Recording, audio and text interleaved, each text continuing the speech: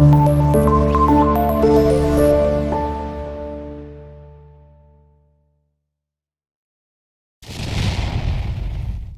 الله عليكم، نتمنى كلشي يكون بخير وعلى خير. مرحبا بكم في فيديو جديد. في الفيديو ديال اليوم الاخوان غادي نوضح بعض الامور اللي كتعلق بالدعم الاجتماعي المباشر. ديجا حطيت فيديو تكلمنا فيه على هذا الدعم المباشر، شنو هو هذا الدعم، الفئه اللي غادي تستافد، شحال ديال الدعم غتاخذوا، ولكن كاينين بعض الامور اللي ما ذكرتهاش في الفيديو ومهمه جدا بطبيعه الحال.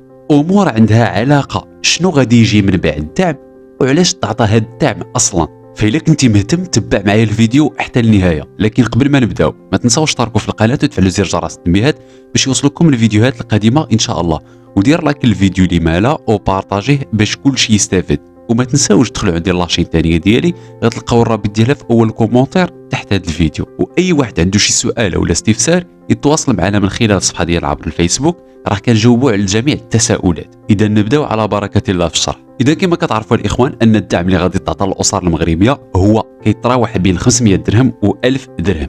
وبالنسبه للناس اللي غادي تسالوا شنو هو هذا الدعم هذا، شكون غادي يستافد من هذا الدعم، شنو هي الشروط باش انك تستافد، لمن غادي تعطى، هاد الامور كامله ديجا دوينا عليها في الفيديو اللي حطينا قبل، رجع تفرج في الفيديو وغادي تفهم. مؤخرا الاخوان الحكومه كما كتعرفوا اعلنت انها غادي تحيد الدعم على البوطه. البوطه الان كدير 40 درهم، ومني غادي تحيد الدعم ديالها راه غادي يوصل الثمن ديال البوطه 130 درهم حتى ل 140 درهم. وبالتالي الحكومه راه اعلنت على ان البوطه غادي توصل حتى ل 140 درهم وابتداء من 2026. ولكن المساله اللي ما عارفينش الناس هما ان الحكومه قبل ما غادي تزيد في البوطه غادي يحاولوا انهم يعطيو هو الاول الدعم الاجتماعي المباشر للاسر. يعني الحكومه كتقول لك اودي هاد الناس هادو اللي كيتقداو البوطه ب 140 درهم غادي نحاولوا اننا نعطيوهم 100 درهم للشهر الا كانوا كيتقداو بطبيعه الحال البوطه ب 40 درهم، لان من هنا لقدام ما غتبقاش ب 40 درهم، غادي تولي 140 درهم، والدوله بحال كتدعمك بديك 100 درهم وكتبقى بحال يعني بحال بقى الثمن ديالها كما هو. يعني ملي كتاخذ ديك 100 درهم يعني كتولي البوطه تخام عليك ب 40 درهم. ولكن الاشكال هو انه كاينين بعض الاسر غادي ياخذوا هذا الدعم، نعم، ولكن كاينين اسر اخرى ما غاديش ياخذوا الدعم. علاش؟ ديجا دوينا على هذا الشيء في الفيديو اللي حطيناه قبل.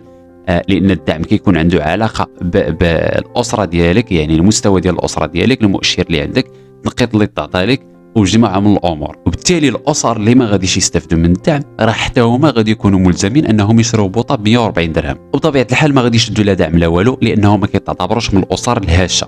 ودابا الاغلبيه فيكم غادي تسائل واش غادي نشد هذا الدعم هذا وشحال ديال الدعم غادي نشد. في الدعم المباشر الاخوان شحال غادي تشد انت فيه شهريا؟ هو كيكون بناء على حسب الحاله ديالك. اولا الدعم كما كتعرفوا غادي يبدا في اواخر سنه 2023، يعني في شهر ديسمبر، وبالتالي الاسر غادي ياخذوا الدعم سنه 2024 وغادي تزاد على ذاك الدعم في سنه 2025 وغادي تزاد اكثر بطبيعه الحال في سنه 2026. فباش تعرف شحال غادي تشد في الدعم بالنسبه للناس او الاسر اللي عندهم دراري صغار اقل من 5 سنين، فالولد الاول ولا الثاني والثالث، يعني الطفل الاول والثاني والثالث كل واحد غادي تاخذ عليه 200 درهم. يعني الا عندك ولد واحد غتاخذ عليه 200 درهم، عندك جوج غتاخذ 400 درهم، عندك ثلاثه ديال الاولاد غتاخذ عليهم 600 درهم، وإلا عندك فوق من ثلاثه ديال الابناء غادي تولي تشد على كل واحد فيهم 36 درهم. يعني الولد الرابع والخامس والسادس كل واحد غتاخذ عليه 36 درهم. هادشي بطبيعه الحال في سنه 2024. اما في سنه 2025 بطبيعه الحال بالنسبه للابناء غادي تولي تشد على كل واحد فيهم 250 درهم.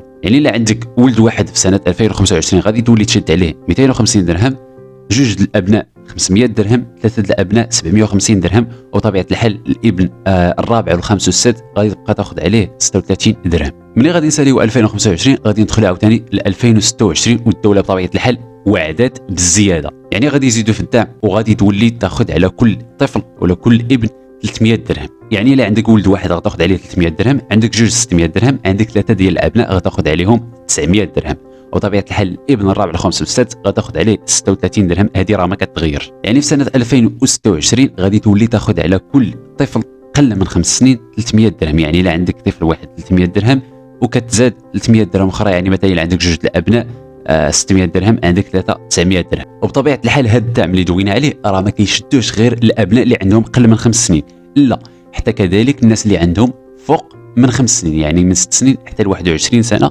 ولكن بشرط انهم يكونوا كيتابعوا الدراسه ديالهم، يعني يكونوا مازال كيقراو. بالنسبه للناس اللي كيتسائلوا كيقولوا لك ودي انا ما عنديش الدراري وما عنديش الابناء اللي كيقراو، او لا ما عنديش يعني عندي ابناء فوق من 21 سنه، كيفاش غادي نحصل حتى انا على الدعم؟ بطبيعه الحال حتى هاد الاسر كيستافدوا من الدعم المباشر اللي هو كيتراوح بين 500 درهم حتى 1000 درهم، ولكن بناء على الحاله العائليه ديال الاسره ديالك، يعني بناء على الحاله ديال الاسره ديالك، وطبيعه الحال بناء على المؤشر اللي تعطى لك السجل الاجتماعي الموحد. هاد الامور رجعوا للفيديو اللي حطيت قبل غادي تفهموها.